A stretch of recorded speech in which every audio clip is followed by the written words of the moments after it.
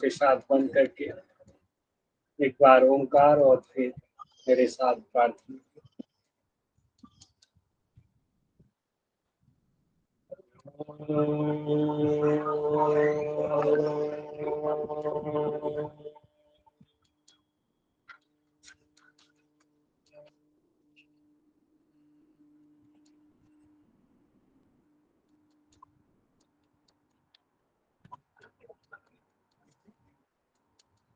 ओम गुरुर्ब्रह्मा गुरुर्विष्णु गुरुर्देवो महेश्वरः गुरुर्साक्षात् परब्रह्म तस्मै श्री गुरवे नमः। तस्मै श्री गुरवे नमः। का नमन करिए अपने गुरुदेव को, अपने आराध्य को।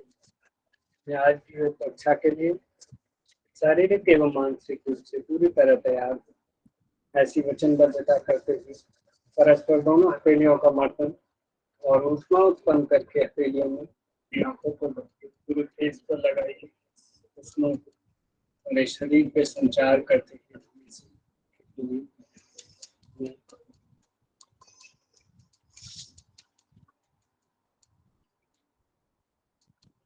अनुसंधान अभिवृत्ति में हम लोग अभी तक काफी कुछ कवर कर चुके हैं। आज से आपकी रिवीजन क्लास भी पूजा मैम लेंगी रिसर्च की, और ये अच्छा होगा आपके लिए कि आपने जो भी पढ़ा है वो सारा रिवाइज भी होगा और उसके साथ साथ ज़्यादा से ज़्यादा क्वेश्चनिंग करने का आपको मौका मिलेगा।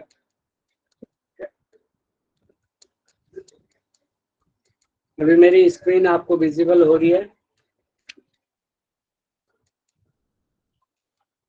जी सर।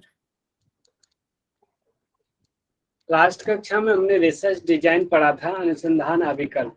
अनुसंधान अभिकल्प हमने देखा था कि एक ऐसा फ्रेमवर्क है, एक ऐसा ब्लूप्रिंट है, या फिर ये कहें कि कोई मकान बनाने जा रहे हैं, उस मकान को बनाने से पहले उसका जो मैपिंग है, उसका जो आर्किटेक्ट से हमने जो क्या किया, उसमें कैसे रखना है, कितना चाहिए, किधर मुंह होना चाहिए, उसमें कितना मटेरियल लगेगा, कितना पैसा खर्च होगा, ये सारी चीजों का आंकड़ा हम इस अनुसंधान अभिकल्प में लगा सकते हैं। तो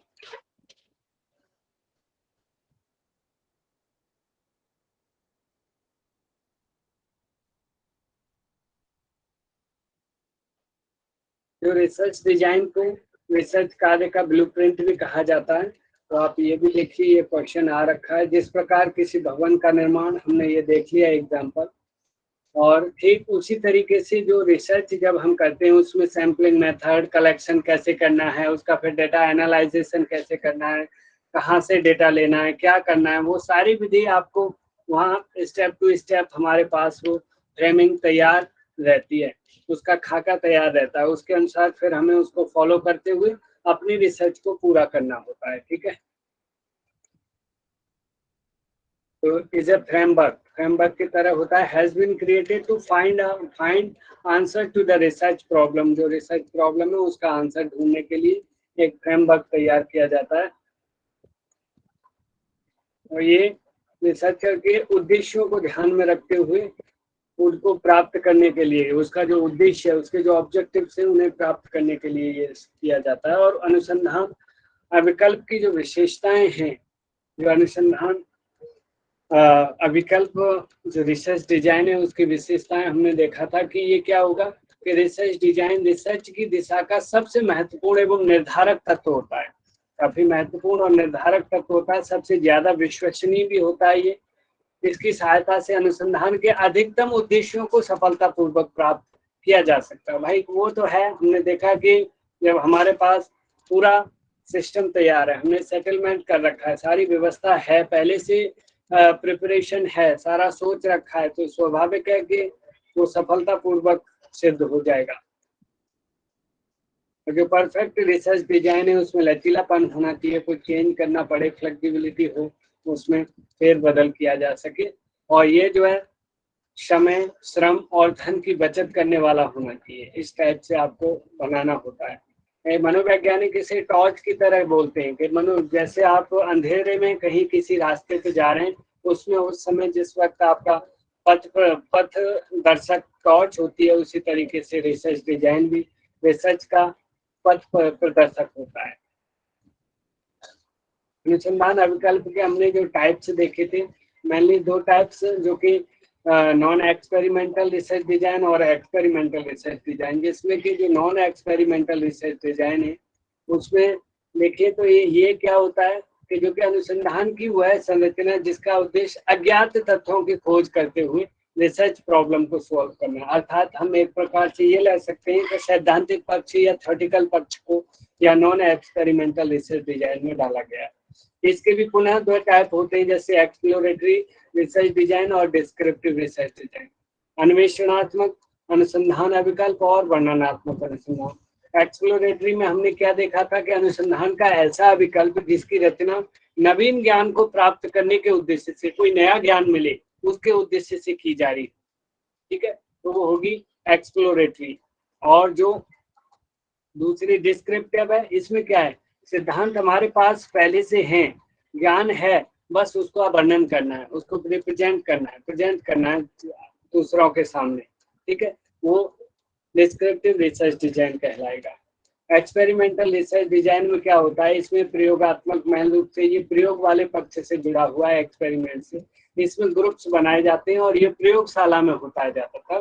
तो इसमें एक्सपेरिमेंटल ग्रुप और कंट्रोल ग्रुप जो हमने पहले भी देखे थे जो एक्सपेरिमेंटल रिसर्च में, तो वहाँ पे क्या है, जो एक्सपेरिमेंटल रिसर्च ग्रुप है उसको जो एक्टिविटी का, जिस एक्टिविटी का हम इफेक्ट देखना चाह रहे हैं, जिस वेरिएबल का, उन्हें वो वेरिएबल कराया जाता है और कंट्रोल ग्रुप को एक समान स्थिति में या सम स्थिति में रखा जाता है, उन्हें कुछ भी नहीं कराया जाता, फिर दोनों का आपसी कंपैरिजन कराया जाता है। वहीं पे जो एक्सपेरिमेंटल रिसर्च डिजाइन है वो पुनः फिर 2 टाइप का होता है, रैंडम रिसर्च डिजाइन और फैक्टोरियल रिसर्च डिजाइन। इसमें क्या होता है, इसमें रैंडमली जैसे अपने पास पॉपुलेशन है उसमें से किसी को बिना कोई कुछ भेदभाव किए किसी को कहीं से भी उठा सकते हैं, ठीक है, किसी को भी खड़ा खड़ी, ये नहीं, ना किसी को भेदभाव देखना, ना किसी का यहाँ ये देखना, कटाक से नाम बोला आ जाओ सामने तुरंत। जिस प्रकार पर्ची आदि भी डाल देते हैं तो किसी का भी नंबर आ सकता है। और जो फैक्टोरियल है उसमें क्या होता है कि उसमें फैक्टर्स बना दिए जाते हैं, ग्रुप्स बना दिए जाते हैं बहुत सारे अलग अलग। जैसे अभी मैं बात करूं कि 5 राज्यों की संख्या, 5 राज्यों की जनसंख्या अभी एक जगह मिक्सअप है, तब हम उनसे डेटा ले रहे हैं और उसी को फैक्टर्स में बांटा जाए तो 5 राज्यों की जनसंख्या को अलग अलग जगह ग्रुप बनवा दिए जाए, फिर उनसे डेटा उठाया जाए या फिर उन पे अलग अलग रिसर्च करी जाए, तो वो फैक्टोरियल रिसर्च डिजाइन होगी।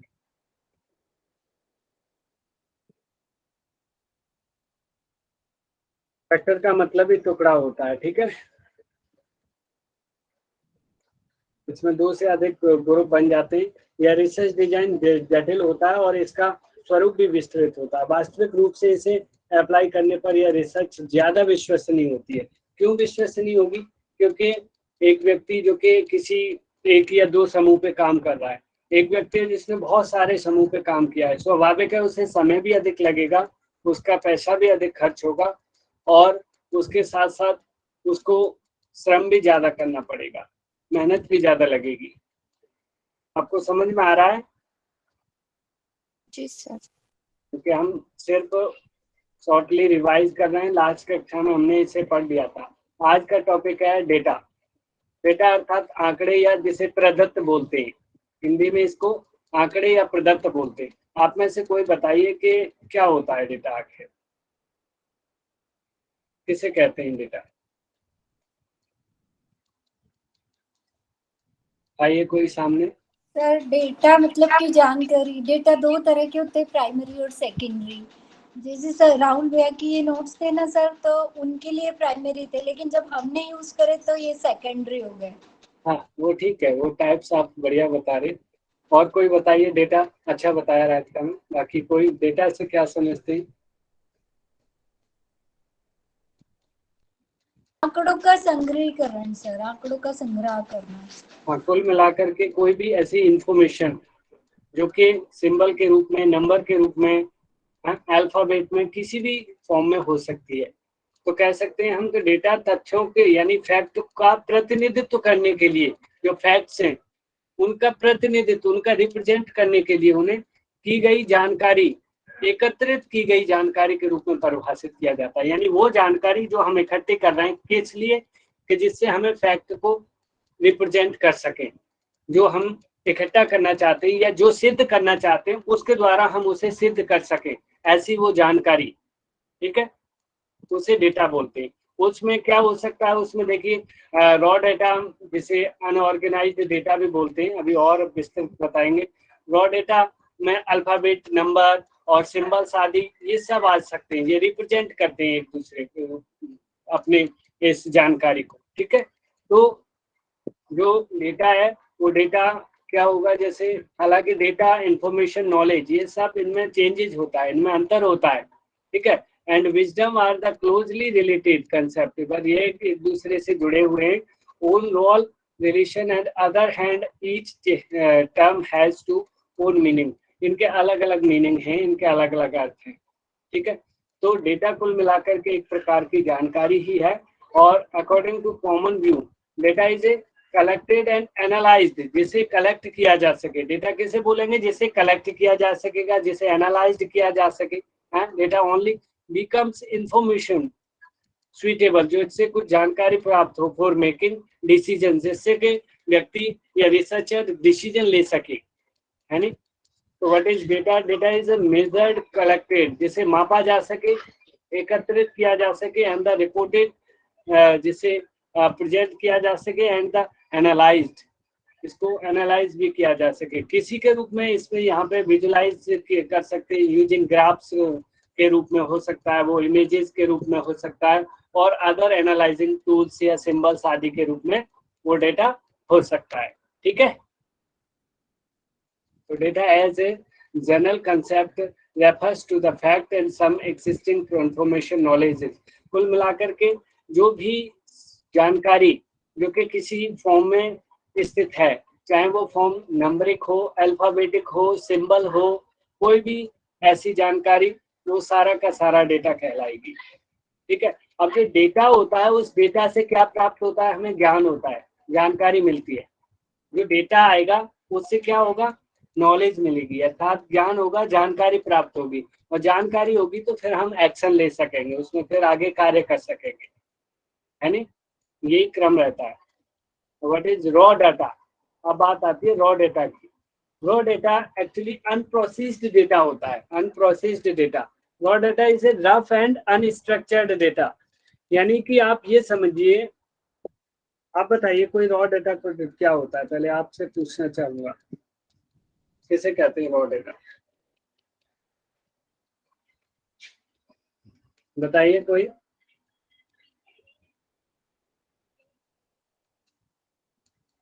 किसी को नहीं पता है आपको? रफ डाटा जो रफ होते हैं सर। हाँ जी, रफ डाटा होते हैं सर। कुल मिलाकर के ऐसा डेटा उसे रॉ डेटा बोलते हैं जो कि अनस्ट्रक्चर्ड है, जो कि रफली है। अब जैसे आप अभी नोट्स बना रहे हो, मैं लेक्चर दे रहा हूँ, आप लिखते जा रहे हो, उसमें कहीं कहीं कुछ छूट जा रहा है, कुछ आगे पीछे लिख जा रहा है, हाँ, इस टाइप के डेटा को क्या बोलते हैं, रॉ डेटा बोलते हैं। हम जब अपने एमए कर रहे थे उस वक्त हमारे सर जो है बोलते जाते थे, वो लिखवाते थे लेक्चर में, या अपना लेक्चर देते थे, हम उसमें पॉइंट्स लिखते रहते थे, तो उनमें कोई कोई पॉइंट्स छूट जाते थे, तो फिर हम दूसरों से देख के पूरा करते, पूछ के पूरा करते थे उसे, और फिर जो है जा करके वो सारा का सारा डेटा कोई ऊपर नीचे, कोई उल्टा सीधा तरीके से लिखा होता था। इस प्रकार के डेटा को जो कि अनऑर्गेनाइज्ड हो, जिसका कोई सिस्टमेटिक तरीके से उसको नहीं लिखा गया हो, उस टाइप के डाटा को रॉ डाटा बोलते हैं। फिर हम जब फेयर बनाते हैं उसकी, जब उसे फेयर करते हैं, तब क्या होता है, उसमें हेडिंग्स वगैरह यूज करते हैं, कलरफुल पेन्स का यूज करते हैं, कुछ जो भी छूटा हुआ है वो सारा इधर उधर से पूरा करते हैं, कुछ एक्स्ट्रा लिख गया उसे हटाते हैं, है नहीं, तब जाकर के वो वाला डेटा जो है प्राइमरी डेटा बनता है, ठीक है, प्राथमिक डेटा बनता है। फिर उसे कैसा डेटा कहेंगे, उस रॉ डेटा को प्राइमरी डेटा कहेंगे। आपको समझ में आ रहा है जो मैं कहना चाह रहा हूँ? अभी आप जो भी अपने नोट्स तैयार कर रहे हो, ठीक है, अपने नोट्स तैयार करते वक्त जो भी समझ में आ रहा है लिखते चले जा रहे हो, उसका कोई ऐसा क्रम नहीं है कि ये चीज इस तरीके से ये ऑर्गेनाइज्ड फॉर्म में लिखी जाए, सही तरीके से लिखी जाए।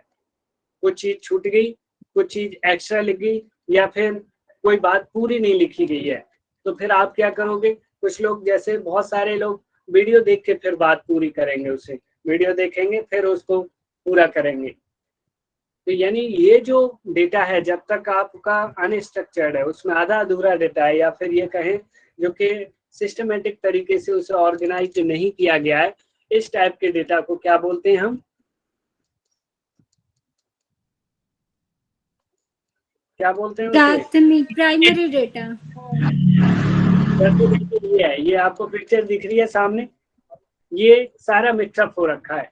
देखिए, कहीं सर्कल पड़े हैं, कहीं स्क्वायर हैं, कहीं ये म्यू की आकृति के देखिए ये सिंबल्स हैं।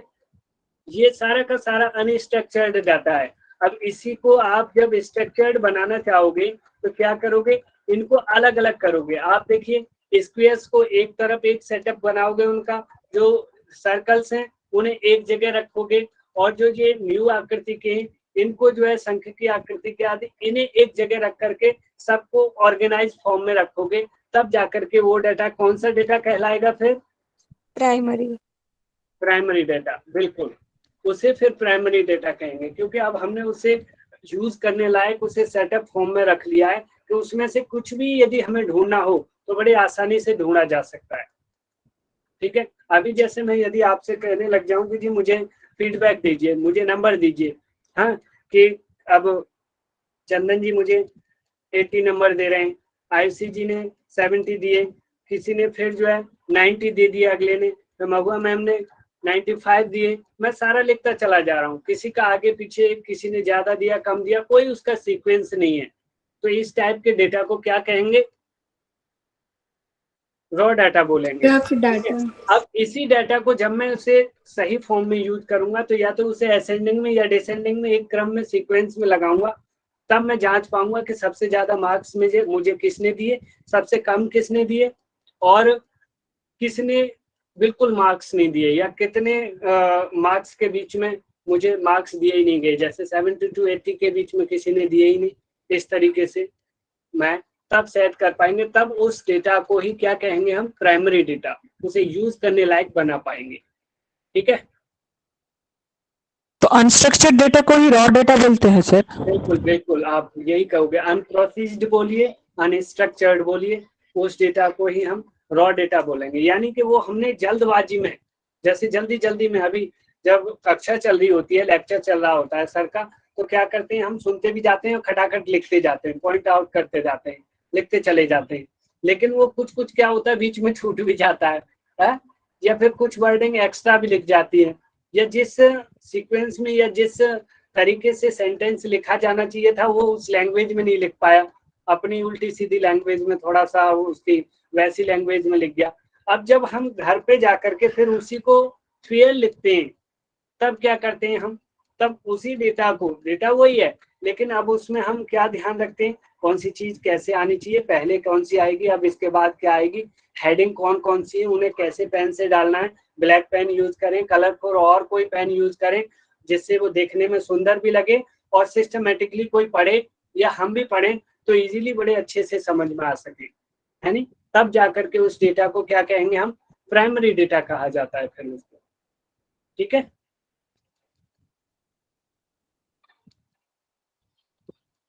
तो रॉ डेटा हम समझ चुके हैं कि जो कि रफ और अनस्ट्रक्चर्ड डेटा को रॉ डेटा बोलते हैं। Raw data needs to be corrected, इसको करेक्ट करने की आवश्यकता पड़ती है, एंड रिमूव आउटलायर्स, जो उसमें कमी है उन्हें दूर करने की आवश्यकता होती है, एंड इंस्ट्रूमेंट और द डेटा एंट्री एरर्स, और जो जो कमियां होती हैं उन सबको दूर करने की आवश्यकता होती है। अब classification of data, data mainly यहाँ पे दो प्रकार का रख दिया गया। पहला तो वो सारा रॉ डेटा था जो कि हम पहले इकट्ठा कर रहे हैं। अब जो डेटा दो टाइप का, प्राइमरी डेटा और सेकेंडरी डेटा। तो प्राइमरी डेटा अभी हमने पढ़ा, अभी देखा कौन सा डेटा, जो हमारे पास रॉ डेटा था या जो हमने रॉ डेटा कलेक्ट किया था उसको ऑर्गेनाइज्ड फॉर्म में लिख लिया है, स्ट्रक्चर्ड फॉर्म में लिख लिया है। ठीक है, तो अब वो क्या कहने लग गया है, उसको क्या बोलने लग गए हैं अब हम? Primary data. ठीक है, और मेनली प्राइमरी डाटा वह डाटा होता है जिसे हम स्वयं बना रहे हैं, अपने हाथों से बना रहे हैं, उसे तैयार कर रहे हैं, उस डेटा को स्वयं ने इकट्ठा किया और स्वयं ने उसे स्ट्रक्चर्ड फॉर्म में या प्रोसेस्ड फॉर्म में लिखा है, ठीक है, उसे कहेंगे प्राइमरी डेटा। ये नहीं कि किसी, अब यहीं के इसी के जस्ट अपोजिट क्या होगा कि जो किसी दूसरे ने, जो डेटा किसी दूसरे ने बना रखा हो, उस डेटा को यूज करना। जैसे आप ये अभी नोट्स देख रहे हो पीडीएफ, ये राहुल सर का बनाया हुआ है, अब मैं इसे यूज कर रहा हूँ, ये मैंने नहीं बनाया, उन्हीं ने बनाया है, उनके उसको उससे मैं पढ़ा रहा हूँ, तो ये मेरे लिए कौन सा डेटा होगा, ये प्राइमरी सेकेंडरी? सेकेंडरी। बिल्कुल। तो ये डेटा कौन सा होगा, सेकेंडरी। क्यों? क्योंकि मैंने खुद बनाया होता इसे, तब तो इसे प्राइमरी बोलते। ये बना बनाया मिला है मुझे, मैंने किसी दूसरे का यूज किया है। इसी तरीके से जितने भी हमारे ग्रुप में देखा है कि इतने सारे नोट्स शेयर किए जाते हैं, बहुत सारे हम लोगों में से, आप लोगों में से ऐसे लोग होते हैं कि जो कभी अपने नोट्स बनाते ही नहीं, वो क्या करते हैं, दूसरों के नोट्स लिए, बस उसे पढ़ लिया, उसको प्रिंट करा लिया। तो वो किस टाइप का डेटा यूज करते हैं, प्राइमरी या सेकेंडरी? सेकेंडरी। सेकेंडरी। सेकेंडरी। अर्थात सेकेंडरी डेटा वह होगा, द्वितीयक जिसे बोलते हैं, जो हमने नहीं बनाया, किसी दूसरे ने उस पर काम किया है और वो बना हुआ पूरा हमें मिल गया है, ठीक है। और जो प्राइमरी होता है वो स्वयं खुद ने बनाया होता है, आप खुद तैयार करोगे, उसका नोट्स खुद तैयार करोगे, तब उसे प्राइमरी डेटा बोलेंगे, ठीक है। तो कुल मिलाकर के क्या देखें कि जो डेटा पहली बार बनाया गया हो, और उसके साथ साथ जो प्राइमरी होगा वो पहली बार बनाया है आपने, ये नहीं कि सेम चीज बहुत जगह घूम रही है, आपने अपने ज्ञान से, अपनी नॉलेज के द्वारा उसे तैयार किया है, जिसे फ्रेश डेटा भी बोलते हैं। और सेकेंडरी डाटा, जो डाटा पहले किसी और का हो और हम उसी पर काम करना शुरू कर दें, जैसे अभी मैं कर रहा हूँ। अब देखिए इनके फायदे वगैरह भी देखेंगे और इनके टाइप्स। प्राइमरी डेटा के भी दो टाइप्स हैं। वो जो प्राइमरी डेटा लिया जाता है, इकट्ठा किया जाता है, वो दो तरीके से, एक तो क्वेश्चनियर डाटा होता है और एक ऑब्जर्वेशनल डाटा होता है। तो क्वेश्चनियर डाटा में आस्किंग पीपल्स, उनसे क्वेश्चंस पूछ करके, लोगों से क्वेश्चंस पूछ करके उस डेटा को इकट्ठा करते हैं हम। और जो ऑब्जर्वेशनल होता है उसमें क्या करते हैं, वॉचिंग करके, स्वयं ऑब्जर्व करके हम लोग उसे देखते हैं, जिसमें कि idea generation through depth interviews and the focus groups आदि में इनसे इंटरव्यू वगैरह लेकर के ये सब किया जाता है, ठीक है। जिसमें कि ideas evaluation by mail, online, telephone call and personal survey आदि के द्वारा ये डेटा इकट्ठा किया जाता है, ठीक है। कौन सा वाला data, questionnaire data. Primary data के ये दोनों टाइप्स हैं। अब जो ऑब्जर्वेशनल डेटा है उसे मैकेनिकल एंड इलेक्ट्रॉनिक अप्रोचेज के द्वारा इसे इकट्ठा किया जाता है। पर्सनल अप्रोचेज इसमें इंक्लूड होते हैं कि आप किसी एक्टिविटी के भागीदार भी हैं, उसमें आप पार्टिसिपेट भी कर रहे हैं और ऑब्जर्व भी कर रहे हैं, या फिर खुद कोई एक्टिविटी देख रहे हैं और उसको ऑब्जर्व करके खुद आप डेटा लिख रहे हैं। समझ रहे हो आप? ये समझ में आ रहा है आपको? जी सर। अब जो दूसरा सेकेंडरी डेटा है वो भी दो टाइप का है। प्राइमरी डेटा दो टाइप का देखा हमने, कौन कौन सा, ये questionnaire data and the observational data. और अब ये सेकेंडरी डेटा दो टाइप का, internal data and the external data. अब जो सेकेंडरी डेटा हम समझ गए कौन सा होता है, जो किसी दूसरे ने तैयार किया है, जो हमें बना बनाया मिल गया है सीधा। एक होता है खाना स्वयं पकाना और एक होता है खाना पका पकाया मिल जाना। तो आप बताइए कौन सी वाली चीज में ज्यादा मेहनत लगेगी? खुद पकाना। खुद पकाना है, यानी कि आप जो प्राइमरी डेटा जो इकट्ठा तैयार करोगे उसमें आपको मेहनत ज्यादा लगेगी। तो नॉलेज कौन से वाले से ज्यादा बढ़ेगी? प्राइमरी वाले में।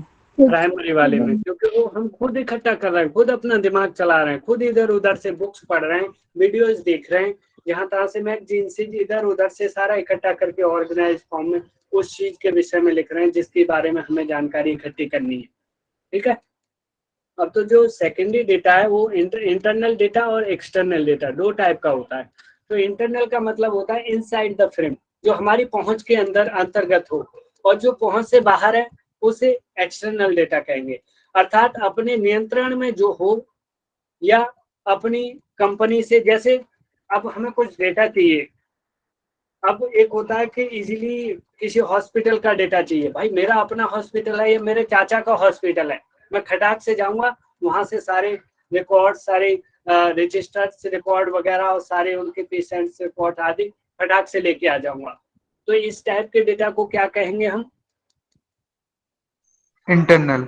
इंटरनल डेटा, जो इजीली हमें हमारी पहुंच में है, खटाक से हम ले आए, उसे आसानी से मिल गया, और वहीं पे अपने नियंत्रण से जो बाहर हो या अन्य संस्था का हो, जहां से आप किसी ऐसी संस्था का डेटा लेने जा रहे हैं जिससे आपका संपर्क नहीं है, तो आपको पहले जाके बात करनी होगी, उन्हें समझाना होगा सारा सिस्टम, शायद आपको कई बार जाना पड़े, फिर आप उनसे वो डेटा देने के लिए वो तैयार होंगे, हाँ जी ठीक है ले लीजिए, तब जाकर के आप उनसे लेके आओगे डेटा। तो इस तरीके डाटा को एक्सटर्नल डेटा बोलते हैं। ठीक है, जैसे यहाँ पे देखो इंटरनल में क्या क्या फाइनेंशियल स्टेटमेंट ला सकते हैं हम, अपने किसी हॉस्पिटल है, अपना स्कूल है, किसी भी, वहां से आप इजीली उनकी फाइल्स वगैरह, उनके कस्टमर लेटर्स वगैरह, सेल्स कॉल रिपोर्ट्स वगैरह ले सकते हैं हम इजीली, जहां हमें आराम से अपने रिलेटिव्स की कोई कंपनी है या जिसमें हमें ज़्यादा मेहनत ना करनी पड़े, खटाक से बना बनाया तैयार डेटा मिल जाए, उस तरीके के डेटा को हम क्या बोलते हैं? Internal data. और एक्सटर्नल में ज़्यादातर हमें वहाँ मेहनत करनी पड़े, यूएस सीनियर्स रिपोर्ट्स वगैरह और ट्रेड एसोसिएशन स्टडीज़ वगैरह, मैगजीन्स वगैरह लानी होंगी, हैं, बिजनेस पेरियोडिक्स वगैरह और इंटरनेट बेस्ड रिपोर्ट वगैरह, ये सारी चीज़ें एक्सटर्नल डेटा के रूप में होंगी।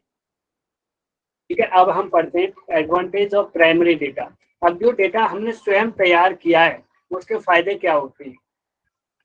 ठीक है, प्राइमरी डेटा, जो डेटा अनुसंधानकर्ता को चाहिए वो ही डेटा वही मिलता है, जिससे समस्या का हल किया जाता है। ठीक है, यानी कि अब जो प्राइमरी डेटा इकट्ठा करेंगे, देखिए आपसे बोला जाए कि जाइए अभी आपको बाजार से आम चाहिए, तो आप जाओगे, तो जो अच्छे अच्छे आम हैं वो चुन करके, जो आपकी रिसर्च में काम दे सके, या आप कोई ऐसी रेसिपी बना रहे हो, उस रेसिपी के लिए कुछ विशेष प्रकार के मैंगोज ही चाहिए, तो आप क्या करोगे? उन विशेष प्रकार के ही मैंगोज को लेके आओगे। ठीक है, तो यानी कि जो हमारी समस्या का हल कर सके वो चीज लेके आएंगे हम प्राइमरी में। ठीक है, इसका ये एडवांटेज होगा। सेकेंडरी में क्या होता है? इसी के जस्ट अपोजिट भैया, वो तो जो है अपने पास जैसा भी है ये है, इसमें से जितना यूज लायक है तुम ले लो, नहीं तो कोई दिक्कत नहीं, फिर ढूंढो कहीं दूसरी जगह, यही तो रहता है। अब जो हम अपने आप लेके आएंगे उसमें क्या होगा? No doubt about the quality of the data collected, जो हमने इकट्ठा किया है खुद अपने आप, उसमें हमें कोई संदेह नहीं होगा। आप बताइए, जो आप खुद जानकारी इकट्ठी करोगे, क्या उस जानकारी में किसी को कोई संदेह होगा? नहीं सर। Yes sir. अब वही जानकारी किसी दूसरे ने इकट्ठी कर रखी है, उसमें फिर भी डर बना रहता है, संदेह बना रहता है रिसर्चर को कि भाई पता नहीं क्या कुछ गलत हो, इसमें ये जानकारी सही है कि नहीं है। अब जो खुद करके सीख लिया है आपने भैया, उस पर तो विश्वास और ज्यादा मजबूत हो जाता है। अब आप सुन करके कह रहे हो कि जो घड़ी डिटर्जेंट है वो बहुत अच्छा है, एक तो सुन करके बोला आपने, कहीं ना कहीं आपको संदेह रहेगा अच्छा है कि नहीं है, भाई पता नहीं, और एक यूज करके देख लिया है आपने खुद ही, तो आप किस बात को ज्यादा विश्वास के साथ कह सकते हो, यूज करने के बाद या ऐसे ही सुन के बोलने पे किसी चीज को बोलोगे तब? यूज करके। तो यहाँ पे वही वही सेम चीज ये है कि जो प्राइमरी डेटा है वो सारा आपके हाथों से होगा, आप खुद तैयार करोगे उसे, उसके हर वर्डिंग पे, हर सेंटेंस पे, हर बिंदु पे, हर इंफॉर्मेशन पे आपकी निगरानी होगी, निगाह होगी, खुद आप तैयार कर रहे होगे, उसमें से क्या चाहिए, क्या आपके लिए यूजलेस है उसे हटाना है, वो आप साथ साथ करोगे। लेकिन सेकेंडरी डेटा में ऐसा नहीं होता, जो है वो आपके पास तैयार है पहले से, उसमें से आप फेर बदल उसमें नहीं कर सकते।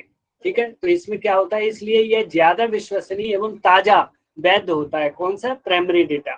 ठीक है, it is required, it may be possible to obtain additional data during the study period. इसमें क्या है कि इसमें हम जो है अलग से कुछ और एडिशनल डेटा जोड़ना घटाना चाहते हैं तो प्राइमरी डेटा में कुछ जोड़ा घटाया जा सकता है। भाई अभी ये वाला वर्ड हटाना है, ये सेंटेंस यहाँ काम नहीं कर रहा है, ठीक से सुइटेबल नहीं लग रहा है, हटाओ इस सेंटेंस को, यहाँ कोई दूसरा सेंटेंस आना चाहिए। तो फेर बदल की जा रही है ना। लेकिन सेकेंडरी में किसी का भैया इस नोट्स मेरे सामने ये पीडीएफ चल रहा है, इसमें क्या बदलूं मैं? ठीक है, अब इसके डिसएडवांटेज क्या है? तो डिसएडवांटेज है कि कब, कैसे, कहाँ और कितना आदि के बारे में रिसर्चर को खुद सोचना पड़ेगा। अब जो प्राइमरी डेटा इकट्ठा करना है तो भैया आपको स्वयं करना है, तो आपको ये खुद ही सोचना पड़ेगा कि कहाँ से लाऊं, कब लाऊं, कैसे लाऊं, ये कोई दूसरा तो नहीं करेगा।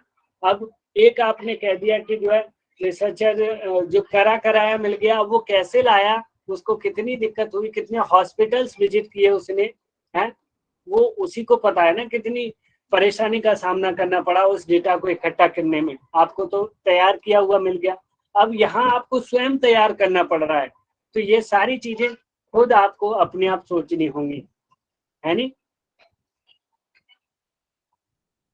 अब रिसर्चर खुद डेटा कलेक्ट करेगा या अन्य लोगों से करवाएगा, जो भी है ये आपको खुद अपने आप सोचना है।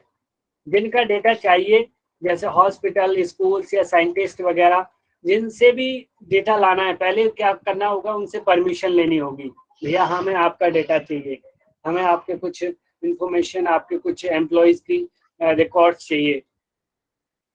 पहले परमिशन लोगे, जब वो परमिशन देंगे तब मिलेगा डेटा वहां से। समझ रहे हैं आप? यह ध्यान रखना पड़ेगा कि डेटा सावधानी पूर्वक लिया गया हो। कई लोग आलस में आकर के क्या होते हैं, कई लोग जब दूसरों से लिखवाते हैं या फिर वैसा डेटा होता है, आलस में आकर के उल्टा सीधा डेटा लेके आ जाते हैं, जल्दी जल्दी के चक्कर में गलत डेटा इकट्ठा कर लाते हैं। भैया चाहिए था कुछ और, लेकर के आ गए कुछ और।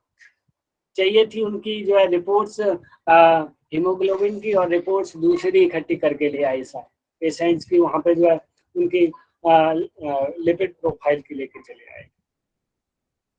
तो कहीं ना कहीं ये सारी चीजें प्राइमरी डेटा जब कलेक्ट करते हैं तो ये सारी कमियां नहीं होती है, वो खुद ही इन सब चीजों का ध्यान रखता है। इसमें क्या होगा, समय, धन अधिक लगता है प्राइमरी डेटा को कलेक्ट करने में। भाई लगेगा, खुद भागना पड़ेगा आपको, खुद बात करनी पड़ेगी, हाँ, खुद अपना दिमाग लगाना पड़ेगा, खुद बार बार उसे ऑर्गेनाइज फॉर्म में, उसे स्ट्रक्चर्ड फॉर्म में करने के लिए समय देना होगा। हाँ, अब इसमें तो मुझे कुछ समय नहीं देना हो रहा, आपको जितने भी आपने नोट्स ले रहे हैं उनमें समय नहीं देना हो रहा, वो तैयार है, बना हुआ मिल गया है, लेकिन इसमें तो सारा करना होगा। ठीक है, अभी हमने ऊपर प्राइमरी डेटा के एडवांटेज और डिसएडवांटेज देख लिए। अब सेकेंडरी डेटा के एडवांटेज देखते हैं। इसके एडवांटेज क्या होंगे? इसके होंगे अलग से कोई तामझाम या कोई मेहनत करने की आवश्यकता नहीं है, क्योंकि पहले से ही अवेलेबल है। भाई अलग से कोई मेहनत नहीं करनी पड़ेगी। तो आप एक चीज, एक क्वेश्चन बताइए कि अभी आपकी एग्जाम डेट बिल्कुल नजदीक आ गई है, तो आपको किस टाइप का डेटा यूज करना उचित होगा, प्राइमरी या सेकेंडरी? सेकेंडरी। सेकेंडरी। इसे बोलते हैं, ये कौन सा मेथड है, इंडक्टिव या डिडक्टिव? Inductive sir. डिडक्टिव। हाँ बिल्कुल बिल्कुल बिल्कुल। डिडक्टिव। यस। तो कुल मिलाकर के इसको हार्ड वर्क कहेंगे, स्मार्ट वर्क कहेंगे, क्या कहेंगे? Smart work. Smart work. अभी हमें जरूरत है इसी चीज की, क्योंकि भैया अब हमें समय नहीं है उतना, नोट्स बनाने में ही रह जाएंगे, उन्हें प्राइमरी नोट्स तैयार करने में ही। अभी तो जो जो तैयार है उसे बस रिवाइज करो, उसे पढ़ो, वो ज्यादा उचित होगा। सेकेंडरी डेटा को इकट्ठा करो, वही पढ़ो। तो यहाँ पे क्या होता है, ये पूरा बना बनाया तैयार मिलता है हमें, इसके लिए कुछ भी हमें मेहनत करने की आवश्यकता नहीं होती। ये क्या है, इसका एडवांटेज है। ठीक है, अब भैया बना बनाया मिल जाएगा तो इसमें पैसे भी कम लगेंगे, मेहनत भी कम लगेगी, है नहीं? मेहनत कम लगेगी, पैसे कम लगेंगे, समय कम लगेगा, समय की भी बचत होगी। The investigator is not personally responsible for the quality of data. और यहाँ पे जो अभी आप जो है यहाँ पे आप पर्सनली वो नहीं होगे इसके जिम्मेदार कि इसका डेटा जो भी सत्य है कि नहीं, या कितना वो इसमें कुछ कमियां आ जाती है, तो इसके लिए आप जिम्मेदार नहीं होगे। लेकिन जो डेटा आपने खुद बनाया है प्राइमरी, उसके लिए आप जिम्मेदार होगे, भैया तुमने ऐसे गलत क्यों लिख दिया। अभी तो मैं सीधा कह दूंगा यहाँ इसमें कोई कमी आ जा रही है, मैं भैया मैंने नहीं बनाया, ये राहुल जी का नोट्स है, मैं उससे पढ़ा रहा हूँ। समझ रहे हो? पर सर इसमें रिलायबिलिटी जी भी तो सर। कम होगी ना? इसकी, हाँ रिला बिल्कुल बिल्कुल बिल्कुल। ऊपर उसका गुण था ना, ऊपर प्राइमरी वाले का रिलायबिलिटी ज्यादा थी उसकी, इसकी कम होती है, स्वाभाविक है। क्योंकि जो चीज कम पैसे में कम समय में और इजीली हो जा रही है और तैयार बनी बनाई मिल जा रही है, तब तो उसमें तो उसकी रिलायबिलिटी कम होगी। जो चीज भैया मेहनत करके बन रही है, जिसमें समय लग रहा है, पैसा लग रहा है, अब इसके डिसएडवांटेज क्या क्या है? इसके डिसएडवांटेज है कि जो सेकेंडरी डेटा में एग्जैक्टली श्योर नहीं हो सकते कि जो हम ढूंढ रहे हैं वही है या कोई और।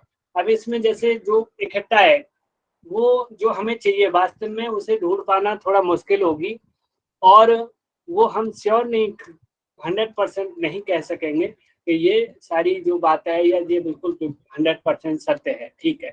क्योंकि डेटा की क्वालिटी के बारे में संदेह रहेगा हमें, भैया कहीं कुछ गलत ना लिख गया हो, हाँ कुछ गलत भी हो सकता है, क्योंकि वो हमने खुद बनाया नहीं, खुद पढ़ा नहीं, खुद इकट्ठा नहीं किया उसे, यह डाटा किसी और ने कलेक्ट किया है, तो कुछ कमियां हो सकती है। ये हमें डर, ये संदेह, ये डाउट बना रहेगा, ये इसका डिसएडवांटेज है, ठीक है।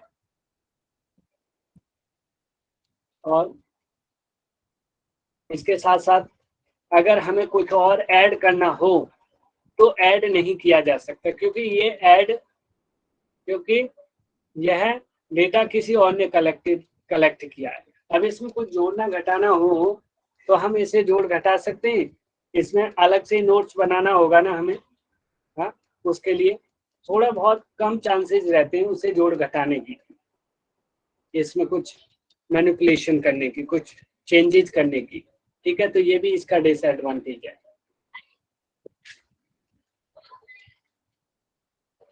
अब जैसे डेटा किस रूप में होता है, जैसे डेटा एंड वेरिएबल्स कैसे होते हैं, जैसे नेम है, किसी के नेम है, ये सारा डेटा है, और उसमें नेम ABCD आदि किसी के कुछ भी नाम हो सकते हैं। और एज के रूप में डेटा ले रहे हैं तो उसमें किसी की 25 साल, 27, 28, 30, 26 कुछ ऐसे करके एज हो सकती है। स्टेट्स के नेम वगैरह ये भी सब डेटा ही है। अब इसके वेरिएबल्स क्या हो जा रहे हैं, एक दिल्ली होगी, एक MP, हरियाणा और केरल, बेंगलोर आदि जो भी है, ये सारे कर्नाटका वगैरह स्टेट्स के नेम हो गए, वेट हो गया किसी का, हाइट हो गई, ये सारे के सारा डेटा और वेरिएबल्स हैं। वेरिएबल्स हम पहले पढ़ चुके हैं, जो वेरी करे उसे वेरिएबल्स कहते हैं, ठीक है। और डेटा अभी हमने पढ़ लिया। Types of data, types of data में यहाँ पे पहले ऊपर पढ़ा प्राइमरी एंड सेकेंडरी, यहाँ पे फिर हम देख रहे हैं कि टाइप्स ऑफ डेटा में qualitative data and the quantitative data, एक आधार पे ये भी होता है। तो क्वालिटेटिव एंड क्वांटिटेटिव डेटा, तो जो क्वालिटेटिव डेटा है फिर वो पुनः दो तरीके का था, और क्वांटिटेटिव भी दो तरीके का। यानी क्वालिटेटिव में वही जो स्केल देखे थे हमने, मेजरिंग स्केल, नॉमिनल, जिसमें मेनली नेम वगैरह किसी चीज के आते हैं, सीक्वेंस से कोई मतलब नहीं होता। और जो ऑर्डिनल है वो उसमें ऑर्डर, सीक्वेंस वगैरह, क्रम वगैरह आते हैं। और यहाँ डिस्क्रीट, जो क्वांटिटेटिव है वो डिस्क्रीट एंड कंटिन्यूअस, जो सतत और असत और सतत जो डेटा है वो टाइप का होता है। तो क्वांटिटेटिव डेटा जिनको न्यूमेरिक फॉर्म में बांटा जा सकता है, जिनको कम या ज्यादा किया जा सकता है, हाँ, या होते हुए देखा जा सकता है, कम या ज्यादा होते हुए, जैसे किसी की एज, मेजर न्यूमेरिकल कंपेयर करनी हो, तो ये सारी चीजें कैसे रूप में होती है, क्वांटिटेटिव रूप में, ठीक है। और क्वालिटेटिव डेटा क्या होता है, क्वांटिटेटिव डेटा का जस्ट अपोजिट होता है। हमने क्या देखा था, क्वांटिटेटिव क्या होगा, किसी संख्या के रूप में, किसी सिंबल्स आदि के रूप में होगा फॉर्म में। जस्ट इसका अपोजिट क्वालिटेटिव होता है, वो क्या है, संख्या के रूप में नहीं व्यक्त हो पाता, ठीक है। तो इसे मेजर नहीं किया जा सकता, इसे न्यूमेरिक फॉर्म में नहीं बनाया जा सकता, किसी क्वालिटेटिव डेटा को, ठीक है।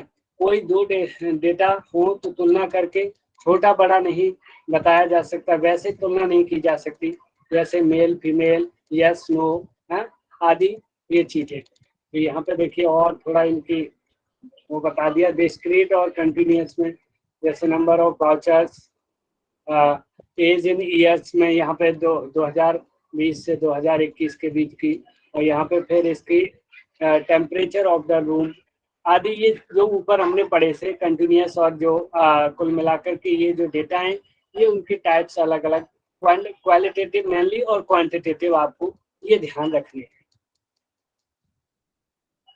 ठीक है। अगली जो वो है सैम्पलिंग, सैंपल एंड सैम्पलिंग। तो अगला ये हम अगली कक्षा में पढ़ेंगे। आज रिवीजन क्लास भी है, आपकी बड़ी खुशी है, आप लोग 1 मिनट होल्ड करिए। किसी का डाउट है इस डेटा को लेकर के? सर मेरा एक क्वेश्चन है, ये जो सेकेंडरी डाटा के आपने डिसएडवांटेज बताया ना कि हम लोग कुछ जुड़ नहीं सकते, ये नहीं कर सकते उसमें से, तो हम रेफरेंस जो यूज करते हैं, बिब्लियोग्राफी जो यूज करते हैं, उसमें तो सेकेंडरी डाटा का हम उल्लेख करके उसमें क्यों नहीं जोड़ सकते सर?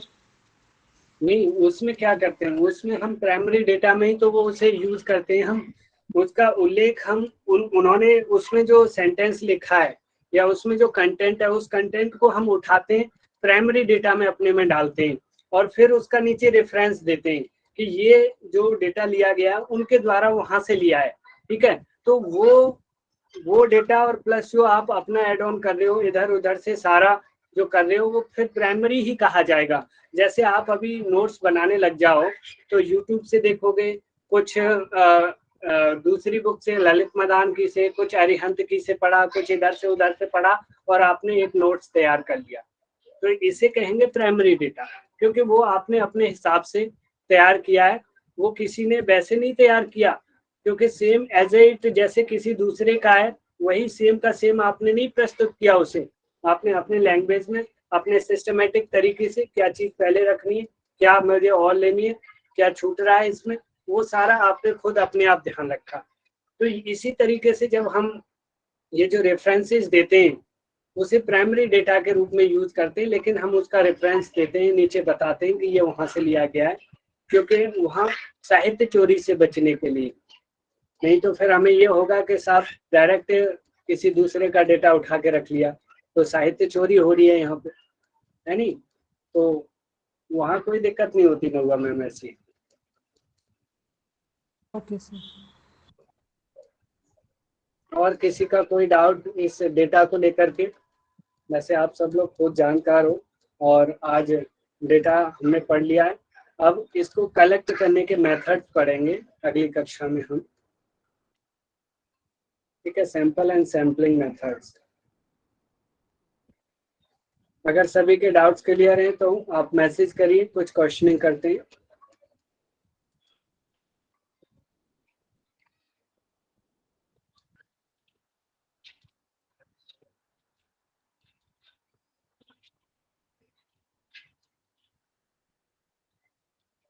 तो आप लोग टाइप करिए, डेटा क्या है, किसे कहते हैं डेटा, और अभी माइक खोल करके हमें धर्मेंद्र जी बताएंगे डेटा किसे कहते हैं, क्या होता है डेटा।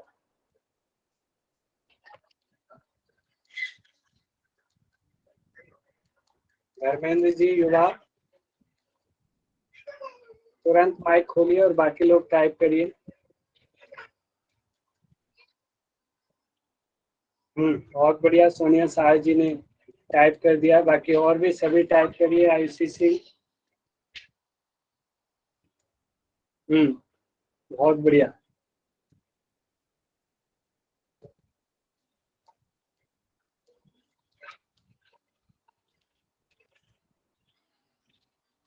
वेरी गुड मानसी जी, सभी लोग पार्टिसिपेट नहीं करते, पता नहीं क्या, ऐसे नहीं काम चलेगा, सही बता रहे हैं। जब तक आप टेक्स्टिंग नहीं करोगे और आंसर्स नहीं करोगे तो दिक्कत होगी। अब बताइए रॉ डेटा क्या होता है। हाँ जी कविता मैम, कुछ बोलिए आप। मेरे पास एक लिखा हुआ था जो उनकी प्रॉपर डेफिनेशन डेटा की बोलते हैं तो collection of all observations of variables is raw data, ये रॉ डेटा के बारे में था। बिल्कुल। तो रॉ डेटा क्या होता है, सोनिया जी ने कर दिया है।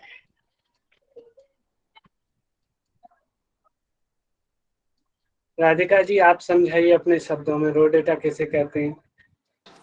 जी सर, जैसे आपने बताया था ना कि अभी आप पढ़ा रहे हैं तो हम जो नोट्स लिख रहे हैं वो आधे अधूरे, कहीं कुछ लिख रहे हैं। आपने एक पिक्चर्स भी दिखाई थी, तो वो रॉ डाटा है। फिर जो हम बैठकर उनको वापस अच्छे से सेट करके लिखेंगे सर स्टेप बाय स्टेप, तो वो प्राथमिक डाटा हो जाएगा। फिर हम किसी को शेयर कर देंगे तो वो सेकेंडरी डाटा हो जाएगा। ठीक है, चलिए प्राइमरी डाटा क्या होता है बताइए। सोनिया साह जी आप माइक खोलिए और बाकी लोग टाइप करिए, प्राइमरी डेटा क्या होता है। जी सर, प्राइमरी डेटा मतलब जो हम खुद कलेक्ट करते हैं, जो फैक्ट्स या फिर जो भी हमारे रिसर्च के लिए हमें इंफॉर्मेशन चाहिए, वो जब हम खुद कलेक्ट करते हैं, उस पर वो खुद बनाते हैं, तो उसको बोलते हैं प्राइमरी डेटा। सेकेंडरी डेटा, हाँ देखिए आईसीजी ने भी कर दिया। बाकी सेकेंडरी डेटा के विषय में महुआ मैम आप बताइए, बाकी लोग टाइप करिए। सेकेंडरी डेटा जब खुद नहीं बनाते, किसी और का लेके, जैसे आप राहुल सर के नोट्स पढ़ा रहे हैं, तो this is the secondary data. खुद नहीं बना रहे हैं, किसी और से लेके, रेडीमेड किसी का लेके हम काम चलाते हैं, that is called secondary data. बहुत बढ़िया। अभी advantage of primary data, primary data के क्या एडवांटेज हैं बताइए, बाकी लोग टाइप करिए। सर जो प्राइमरी डेटा होता है वो मोर रिलायबल होता है, ज़्यादा विश्वसनीय है वो। और दूसरा ये है कि उसमें हम एडिशन और सब्ट्रैक्शन कर सकते हैं किसी भी इंफॉर्मेशन का। और सर अभी तो 2 याद आ रहा है।